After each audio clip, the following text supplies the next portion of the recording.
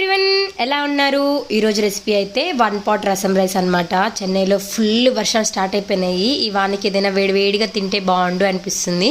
So ఇంకా రసం rice start చేశాను. గొంతులో ఇబ్బందిగా ఉండి ఏది తినలేకపోతున్నాం, ఏదైనా బాగా తింటే బాగుండు, ఏంటి నువ్వు రొటీన్ వంటలు అనిపించినప్పుడు ఇది చేసుకుంటే చాలా బాగుంటుంది. దీనికోసం 1 cup రైస్, 1/2 cup పెసరపప్పు, 1/2 cup కందిపప్పు తీసుకొని కడిగి పక్కన పెట్టుకోవాలి.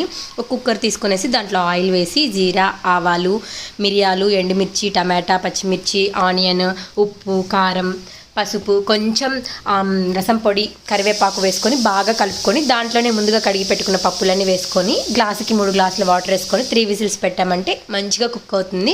ఈలోపు కొంచెం చింతపండు తీసుకొని నానబెట్టుకున్నామంటే సరిపోతుంది. ముందుగా కుక్ అయిన దాన్ని తీసేసి బాగా మెదుపుకొనేసి చింతపండు రసం తీసి ఇంకొంచెం సేపు కుక్ చేసుకోవాలి.